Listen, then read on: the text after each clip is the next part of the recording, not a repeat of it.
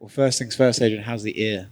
It hurt. It really didn't start hurting until after they drained it. Like the only thing that like was bothering me is it just felt heavy.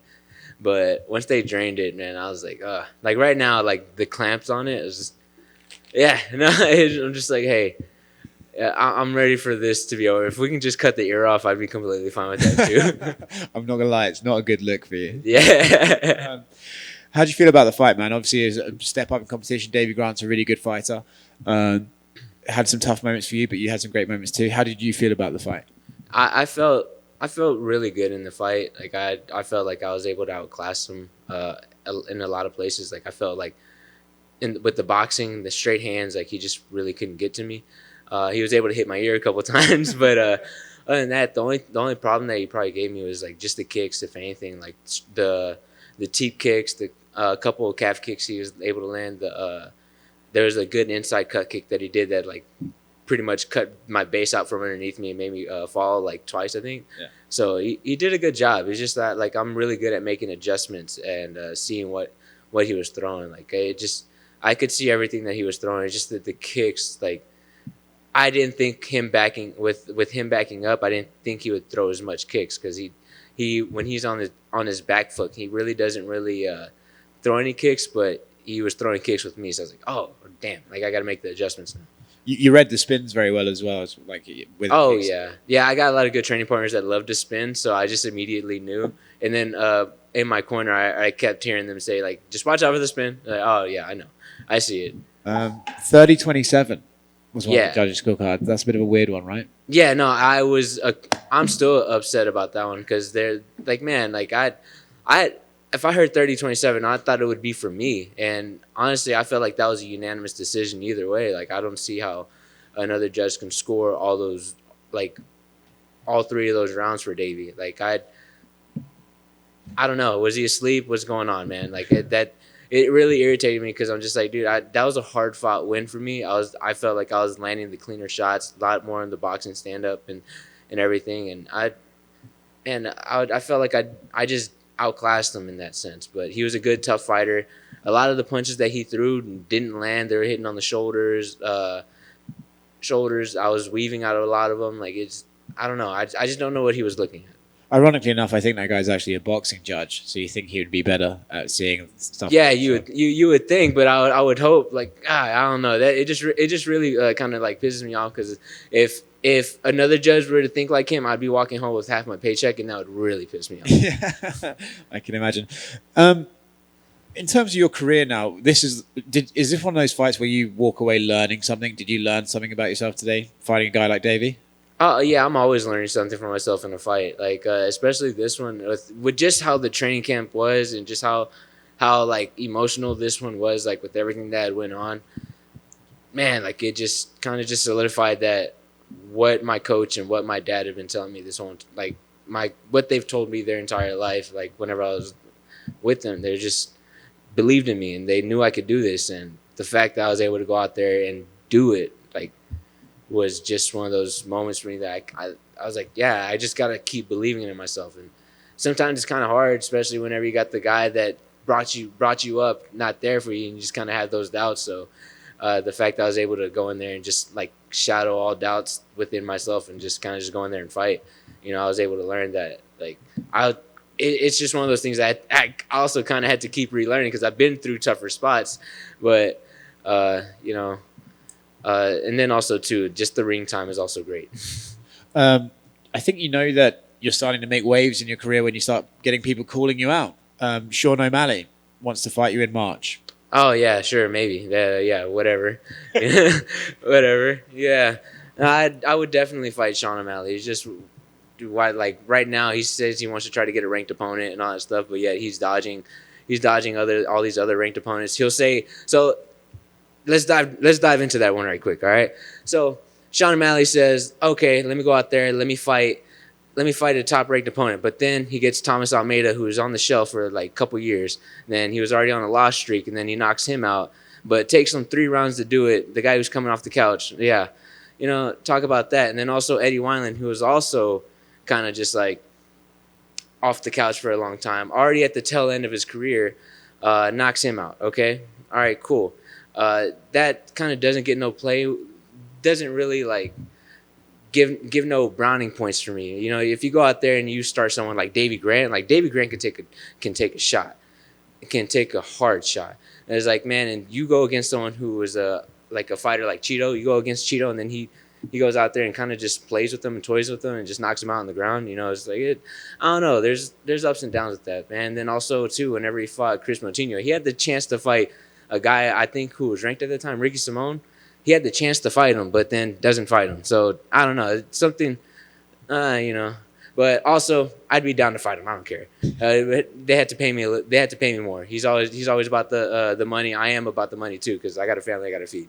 Adrian Yanez with the receipts over here. Yeah, no, 100%. Like I study, like I watch all of the fights, so I'm making sure that like, hey, if you're gonna call me out, then I don't know, we got something. Because a lot of people have already been telling me, like Twitter's been blowing up about me fighting Sean O'Malley and all that stuff, and I'm just like, yeah, whatever.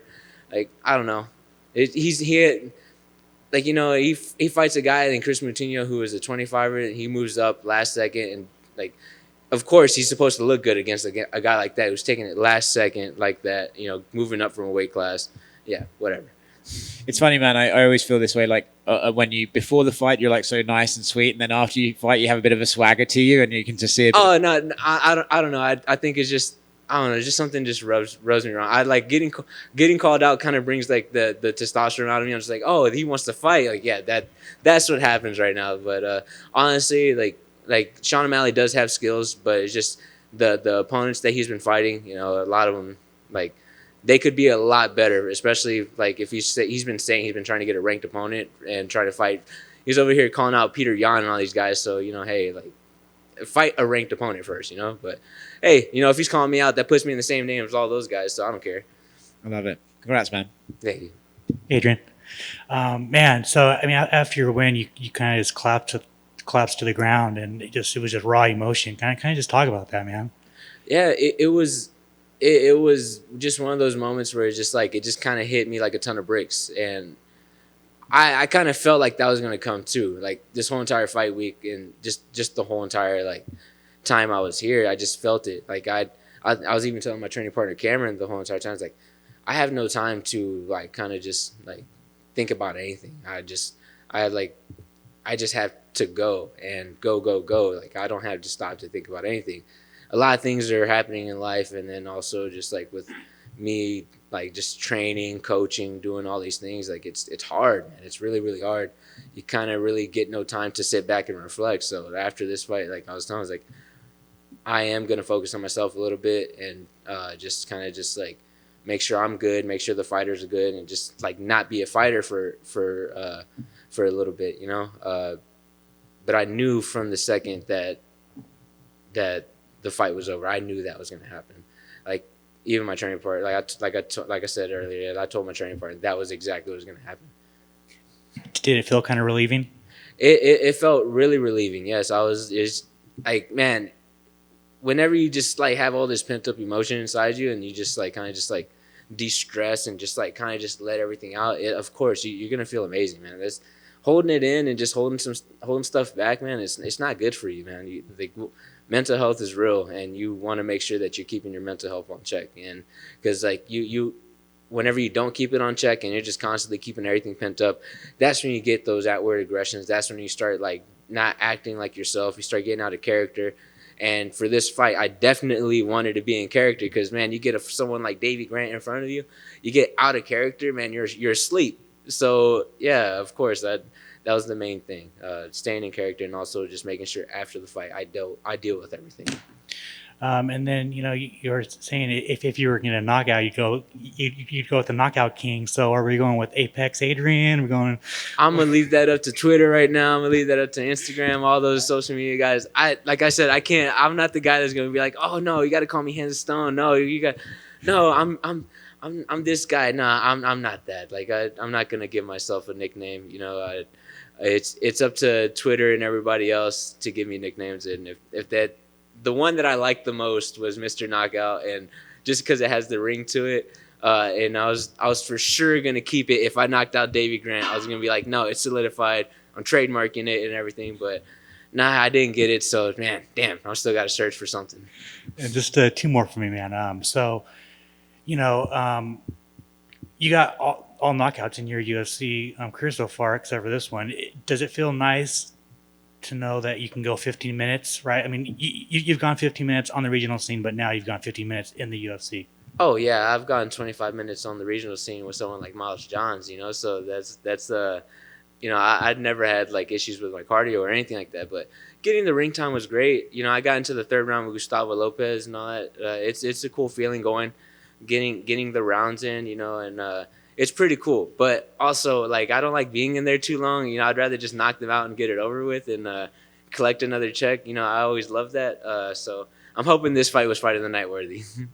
And then finally, just I know you like to shout out MMA Twitter, so I just want to know if you have a message for MMA Twitter. Oh man, thank y'all so much. Y'all help push me and like push all my fights. Like it's crazy. MMA Twitter makes it so much fun to like get on whenever the UFC is on, because they say like some of it's outlandish, some of it's like funny. They have jokes, they have memes, and I love all of it, man. You got people like Mac Malley on there just going nuts, and people like Booger Beard and all that. It's pretty hilarious. I love it. Congrats. Thank you. Congrats on the win, Adrian. Oh, hey. Upper body movement, footwork, rolling with the shots, living the punches. It looked like Silva taking on Forrest Griffin there. You're your hardest critic. From a scale of 1 to 10, how did you do tonight? Man, I can always do better. Like I know the push kicks that he was throwing, the teep kicks that he was throwing to my solar plex. I know I needed to defend that better, and I should have prepared better for it. You know, I should have done a lot more. I should have been checking more kicks. I should have been moving a little bit more. The kicks were pretty much the biggest problem of the fight, you know, and I should have done more. But overall, I'm happy with my performance. But at the same time, I'm gonna go back and I have to sit back and actually watch to see where he was catching my kicks at. Because when I heard in the corner, it was whenever I was using my head movement. That's whenever they wanted to started throwing the low kicks. Because like if his head's not there, his leg's there, and I got to see when those moments were so I can start addressing some of that. Excellent. And just to co-sign on that, if you do see Sean in the future, that's going to be fireworks. Hopefully you don't get that judge that gave the other guy the Oh, yeah. No, I hope I don't get that judge ever again, man. He doesn't know what he's looking at. Y para tus fans latinos que te siguen y de cualquier parte del mundo, un mensaje de tu desempeño esta noche y le brindaste a tu entrenador el triunfo. Man, gracias por todo, man. It means the world to me that they watch me. Estoy enseñando más en español porque yo quiero hablar más con todos, con mis fans, y no me siento bien cuando no puedo hablar mucho español para ellos. So, estoy enseñando. So, sorry, I'm trying to learn. Because I hate not being able to talk to my fans in Spanish. So, estoy enseñando para ustedes. Gracias por todo. Buen hecho, man. Poco por poco. Felicidades.